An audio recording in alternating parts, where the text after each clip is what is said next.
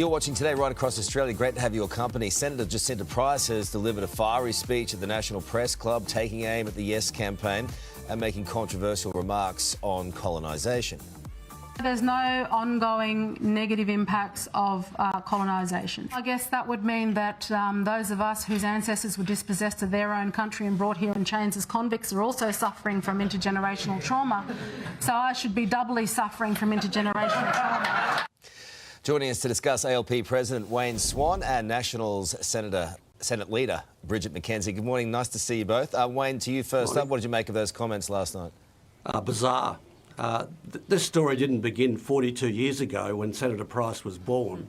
It goes back to 1788.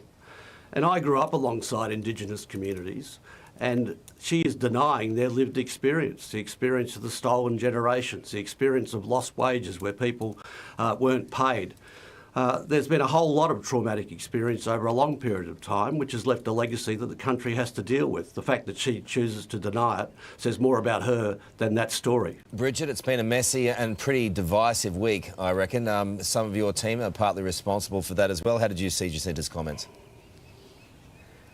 Well, I thought Jacinta was just stating a fact, and her lived experience was very much part of her speech yesterday at the National Press Club. She had her mother, Bess Price, there, who has come from quite a traditional cultural background to end up being a Minister of the Crown in the Northern Territory Parliament, and her father, who's obviously of Scottish descent. So I think the comments that Jacinta made were very powerful, they were authentic, they were uncomfortable truths in many parts.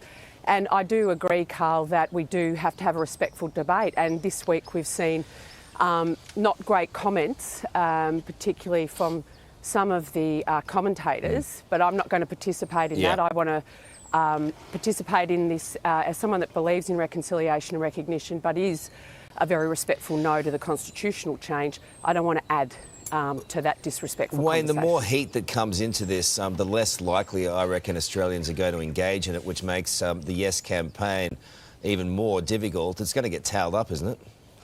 Well, it's a difficult campaign, and history shows that when a political party, a major political party, opposes a proposition, it makes it very difficult to pass. That's just a fact of life, and it's been like that for a long period of time. I hope we can have a more respectful debate, but I don't think yesterday's contribution helped either. OK, moving on, the Transport Workers Union is seeking compensation from Qantas for membership fees lost from the airline's illegal sacking of almost 2,000 workers during the pandemic. The TWU fought this really hard all the way to the end. Wayne, given all of this, how were Qantas workers and the unions with Albo getting so cosy with Alan Joyce? I think the Qantas unions and the workers had the full support of the federal opposition, including the Prime Minister, right through this whole process. Qantas has been found to have acted illegally, and in fact it has stolen the wages of thousands of people for a long period of time, and I'm very pleased to see that there's going to be some compensation paid for this atrocity. But didn't sting at all, the workers? No, the workers had the full support of the Labor Party from day one. No, but I just mean the PM cozying up to Alan Joyce. No, well, you can assert that. I don't accept that.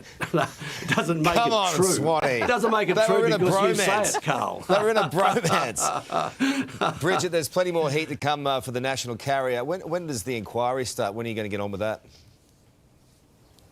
Yeah, we agreed on our invite list yesterday as a committee, so we'll be starting public hearings on Tuesday. We will be calling the former CEO, Alan Joyce, the current CEO and the chair, Richard Goyder and Vanessa Hudson, and a whole raft of other entities involved in the aviation industry, because Australians obviously need an aviation industry where they can afford a ticket, where their planes take off and land on time and your bags arrive at the other end. And right now they're not getting that, and there's some decisions the government can make, not just the Qatar Airways one, but others, that would actually assist with that. We're looking forward to kicking off on Tuesday. Swanee, you've been around the corporate world a fair while. Does Qantas need a board clean-out?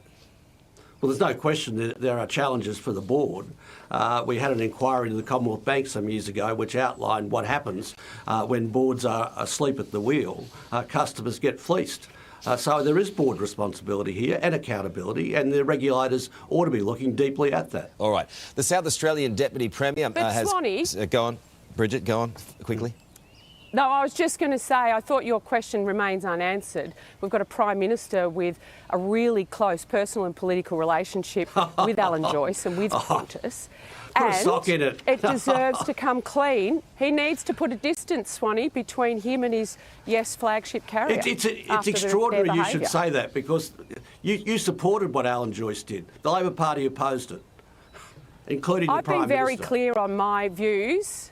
I've been very clear on my views of the board decision to try and keep $500 million of their customers' money. In fact, it was my questioning that made them do the backflip. I'm talking about when The all fact those the workers were ACCC's stood down. got You were there with ACCC's Alan got Joyce them- supporting his Sorry, decisions. Wayne, I'm talking.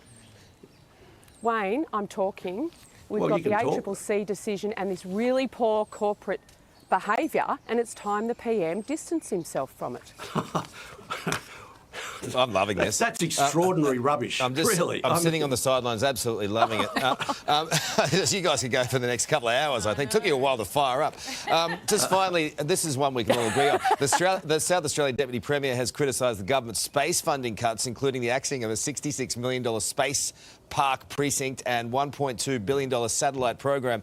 I mean, this is outrageous to get rid of this program. This comes as NASA steps up its investigation into UAP sightings, unidentified aerial phenomenon, otherwise known as UFOs. Wayne, look, tearing up What planet billions. are you living on, Carl? What planet are you living on? I'm not sure, but you want to come. You want to come. All sorts go of great there. things happen. Who did you work with in politics that you thought could have been a visitor from a galaxy far, far away? Come on, Swanee. There's plenty in the current parliament. Bridget, you? Oh, that's squibbing at Wayne. Look, I'll right, have yeah. to nominate Bob Catter. He comes from far north Queensland. Wayne worked with him too. I did. I saw him you need yesterday and he's in a special good form. earpiece to understand what he's saying sometimes. Well, he's my kind of alien, Bob Catter. Good on you guys. Have a good weekend.